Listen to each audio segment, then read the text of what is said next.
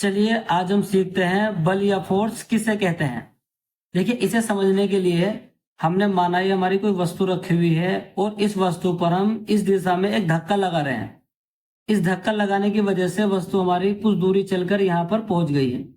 तो जितना हमने धक्का लगाया था और धक्का लगाने की वजह से वस्तु अपनी स्थिति बदल लेती है, पहले यहाँ थी और फिर यहाँ पहुंच गई है। तो इस धक्के को ही क्या बोलेंगे हम, बल। और इसे कहीं से प्रदर्शित करते हैं, एफ से। एक कंडीशन और हो सकती है कि वस्तु पर हम धक्का तो लगाए मगर वस्तु यहां से यहां ना जाए, मगर फिर भी जो धक्का लगाया गया था इस धक्के को ही हम बल बोलेंगे, क्योंकि हमने अपना काम कर दिया है। चाहे वस्तु हिले या ना हिले, मतलब उसकी स्थिति में परिवर्तन हो चाहे ना हो, प्रत्येक स्थिति में धक्के को क्या बोलेंगे हम, बल। तो बल क्या होता है? बल एक ऐसा बाह्य कारक होता है जो किसी वस्तु की स्थिति में परिवर्तन कर देता है या परिवर्तन करने की कोशिश जरूर करता है। ठीक है। अब बल का मात्रक होता है, मात्रक क्या होता है इसका, एम के एस पद्धति में क्या होता है, न्यूटन, और सीजीएस पद्धति में क्या होता है, डाइन। कई बार एग्जाम में ये आ जाता है कि 1 न्यूटन कितने डाइन के बराबर होता है। तो 1 न्यूटन कितने बराबर होता है, 10 की पावर 5 डाइन के। डाइन जो होता है सीजीएस पद्धति में और न्यूटन जो होता है एम के एस पद्धति में मात्रक होता है। ये बहुत इंपॉर्टेंट संबंध होता है न्यूटन और डाइन में, इसे याद कर लेना। कई बार ऑब्जेक्टिव में यही आता है कि 1 न्यूटन कितने डाइन के बराबर होता है।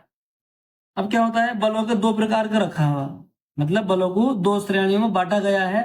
2 श्रेणी कौन कौन सी है, एक तो होते हैं संपर्क बल और दूसरा होता है असंपर्क बल।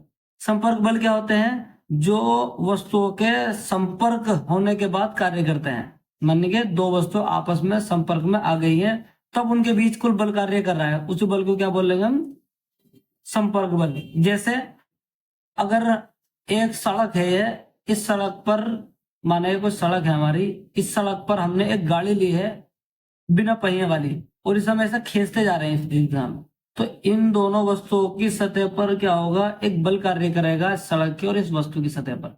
उस बल को क्या बोलेंगे हम, घर्षण बल। ये दोनों वस्तुओं के संपर्क में आने के कारण लग रहा है। ऐसे एक बल होता है श्यान बल। श्यान बल क्या होता है, देखिए ये हमारा कोई बर्तन है ये, और बर्तन में क्या होता है, ये पानी भरा हुआ, मानो पानी है। देखिए जब भी इस पानी में हम कोई गोल गेंद या कोई सी भी किसी भी आकार की कोई वस्तु डाल देते हैं तो इस वस्तु पर ऊपर की ओर एक बल कार्य करेगा इस पानी के प्रत्यानयन बल के रूप में। इसी बल को क्या बोल रहे हैं हम, श्यान बल, जो वस्तुओं की श्यानता के कारण उत्पन्न होता है। अब वायु में भी कोई वस्तुएं चलती है हमारी, हम गाड़ी में बैठे हुए हैं, वायु में तो हमें क्या लगता है, हवा लगती है। हवा लगती है किस दिशा में, गाड़ी की विपरीत दिशा में। तो हवा क्या करती है, बल डालती है, उसी बल को क्या बोलते हैं हम, श्यान बल। और दूसरा बल क्या होता है, असंपर्क बल। पहला प्रकार है संपर्क बल, दूसरा प्रकार होता है असंपर्क बल। असंपर्क बल क्या होते हैं, ये वे बल होते हैं जो वस्तुओं के बिना संपर्क में आए हुए कार्य करते हैं। ठीक है। तो जैसे वैद्युत बल होता है, वैद्युत बल क्या होता है, 2 आवेश होते हैं, माना एक आवेश ये है, एक आवेश ये है, ये प्लस क्यू है, या ये कोई सा भी क्यू क्यू मान लेते हैं माइनस क्यू। तो इनके बीच क्या होगा, एक बल कार्य करेगा, उस बल को क्या बोल रहे हैं हम, वैद्युत बल। 2 आवेशों के बीच जो कार्य करता है बल, उस बल को हम बोलते हैं असंपर्क बल या वैद्युत बल। वैद्युत बल असंपर्क बलों के अंदर आता है।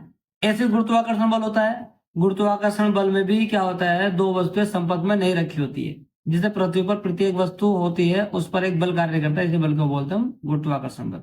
ये 2 पिंडों के बीच कार्य करता है, और ये किसके कारण कार्य करता है, उनके द्रव्यमानों के कारण।